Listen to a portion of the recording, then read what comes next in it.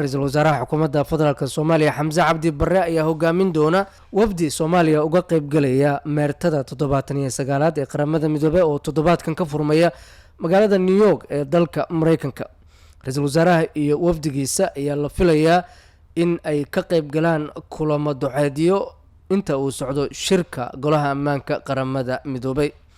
Ra'iisul wasaare Xamse Cabdi Barre ayaa la filayaa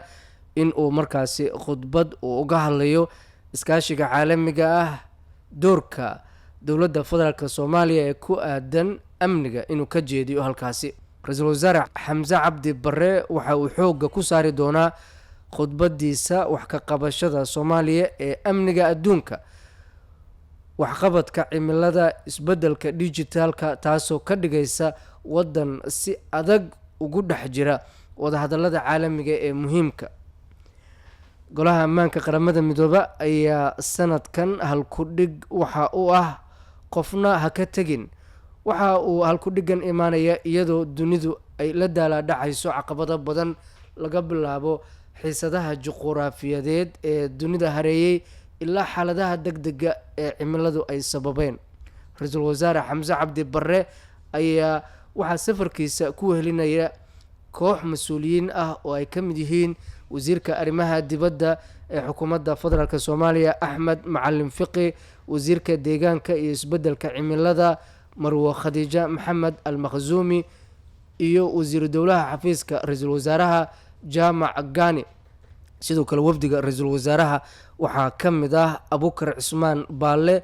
oo horey u ahaa danjiraha dowladda Soomaaliya u fadhiya qaramada midoobay, haddana waa ergeyga joogtada ee Soomaaliya u fadhiya qaramada midoobay. Kamaal Guutaale oo ah xogayaha joogtada ee xafiiska ra'iisul wasaaraha, iyo Farxaan Maxamed Jimcaale oo ah afhayeenka xukuumadda. Ra'iisul wasaare Xamse Cabdi Barre ayaa la filayaa inuu khudbadiisa ku iftiimiyo dadaalka Soomaaliya ay ugu jirto sidii ay uga gudbi lahayd qalalaasaha gudaha ka jira, isagoo si gaar ah diiradda u saaraya dagaalka ay kula jiraan kooxaha argagixisada, muhiimadda taageerada caalamka ee nabadeynta.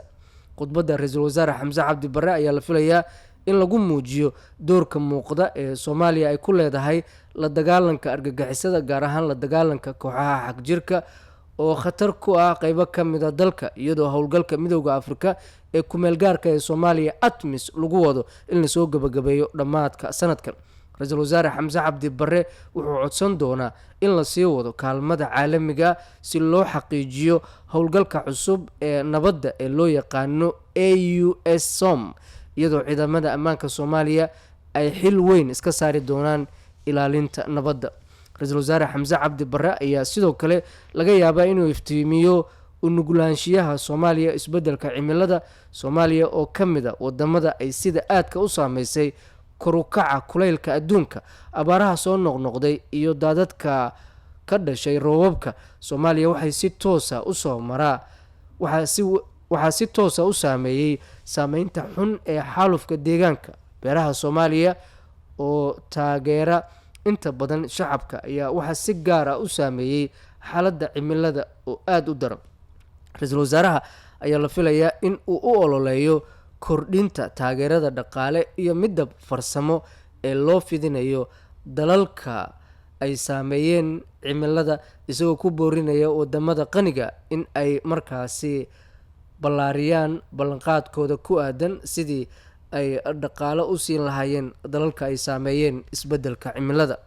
ka qaybgalka Soomaaliya shirka golaha ammaanka qaramada midoobay sanadkan ayaa kusoo beegmaya xilli la isku diyaarinayo in xubin ay ka noqoto golaha ammaanka qaramada midoobay 2025 ilaa 2026, taasoo muujinaysa waqti ay Soomaaliya u baahan tahay in ay kaalmo ka hesho dunida. markii ugu dambeysay Soomaaliya oo xil ka qabata waxay ahayd horaantii sanadkii 1970 ka hor inta uusan dalku gelin 10 sano oo dagaalo sokeeye kadib markii xukunka laga tuuray madaxweynihii hore Maxamed Siyaad Barre sanadkii 1991. hadalka ra'iisul wasaaraha ayaa la filayaa in uu ku qiro guusha ay Soomaaliya ka gaartay marka la eego arrimaha nabadda iyo doorkan ay ku yeelan doonto in ay markaasi muddo kooban ay xubin aan joogto ahayn ay ka noqoto golaha ammaanka qaramada midoobay wax ka badan konton sano.